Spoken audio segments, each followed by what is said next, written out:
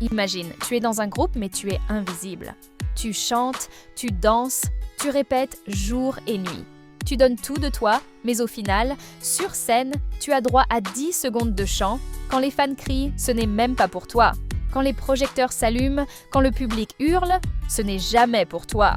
Ce n'est jamais ton visage qu'on voit sur les affiches, ce n'est jamais ta voix qu'on retient dans les refrains. Tu es là, mais tu es dans l'ombre. Parce que dans chaque groupe, il y a toujours un membre qui brille plus que tous les autres. Et ça, ce n'est pas du hasard, c'est la règle. Il faut toujours un leader, une star, une figure centrale.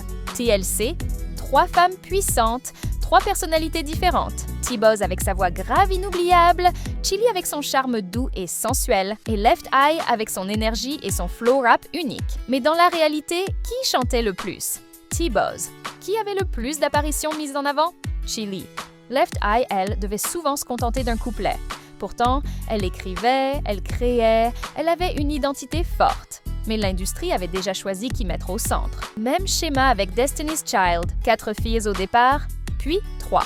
Mais le public, les médias, les producteurs, tous avaient les yeux fixés sur Beyoncé. Elle avait les solos, les plus beaux passages, les caméras sur elle. Les autres, malgré leur talent, étaient perçus comme les choristes de Beyoncé. Résultat, quand le groupe s'est dissous, Beyoncé est devenue une légende planétaire. Kelly et Michelle? Elles ont eu des carrières correctes, mais sans comparaison. Et que dire des Spice Girls? Officiellement, Girl Power. Toutes égales, mais qui chantait vraiment le plus?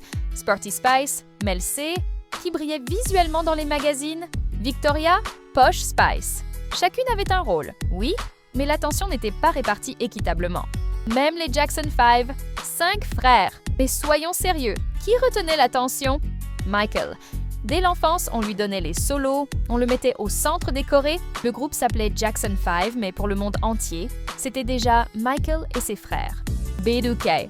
Début des années 2000, c'est le boy band américain qui fait fondre les adolescentes. 4 membres, Omarion, J-Boog, Raz-B et Lil Fizz. Sur le papier, tout le monde est important. Mais dans la réalité, qui chantait le plus, qui avait les refrains les plus mémorables, qui était toujours au centre des chorégraphies? Omarion. C'est lui qui avait les solos, lui qui portait les titres les plus marquants. Et ça n'a pas tardé. À peine le groupe séparé, Omarion a lancé sa carrière solo avec succès. Les autres, presque effacés de la mémoire collective. Pourtant, ils avaient du talent. Mais l'industrie et le public avaient déjà décidé. Omarion, c'était le leader, la star. Et plus récemment, One Direction. 5 garçons, chacun avec une fanbase. Mais au final, qui est devenu une icône mondiale? Harry Styles. Dans les clips, dans les interviews, Harry était toujours au centre. Résultat, quand le groupe a explosé, lui est devenu superstar et les autres ont dû se battre pour exister. Même les groupes de K-pop suivent ce schéma, mais de façon encore plus assumée. Là-bas, on choisit carrément un center, un visage du groupe. Celui ou celle qui est toujours devant sur les photos, qui a plus de lignes dans les chansons, qui s'habille un cran au-dessus.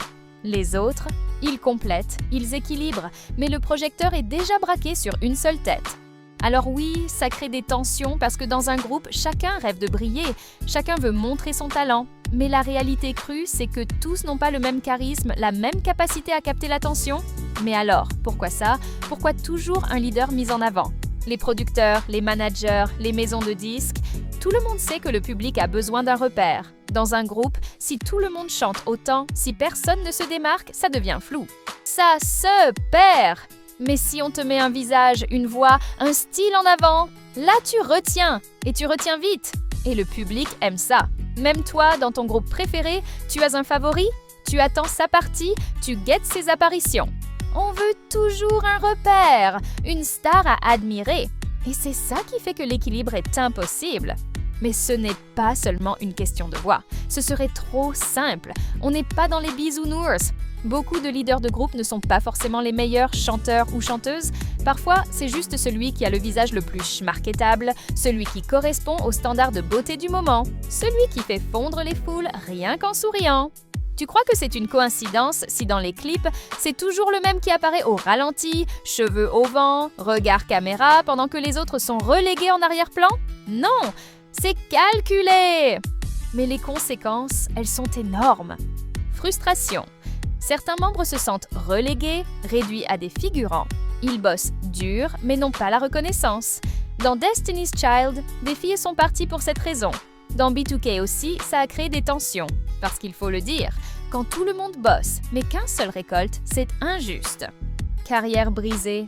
Le leader, lui, a un tapis rouge pour sa carrière solo. La voie est déjà tracée. Tout le monde l'attend en solo. Mais pour les autres, c'est le désert. Beaucoup essayant de lancer des projets, mais ça ne décolle pas. Pourquoi? Parce que le public ne les a jamais vraiment vus. Parce qu'ils n'ont jamais eu l'occasion de construire leur propre identité devant le public. Psychologiquement, vivre dans l'ombre d'un autre, ça détruit la confiance. Certains sombrent, d'autres abandonnent la musique. Parce que quand tout le monde te voit comme l'oublié du groupe, c'est difficile de s'imposer seul après. L'industrie musicale est son calcul froid. En fait, tout est pensé. Les managers savent très bien qu'un groupe ne dure jamais éternellement. Alors, dès le départ, ils investissent tout sur un seul visage, celui qu'ils considèrent bankable. C'est un pari économique, mieux vaut construire une star rentable que risquer de diluer le succès entre 5 personnes. C'est cruel, mais logique d'un point de vue business. Au fond, la vérité est simple. Dans chaque groupe, tout le monde travaille, mais un seul récolte l'aura de star. Pas parce que les autres sont moins bons, mais parce que le système est conçu comme ça. Un groupe, ça ne dure pas. Une star, ça dure. Et pour fabriquer cette star, il faut sacrifier les autres. Parce que c'est plus simple, plus vendeur.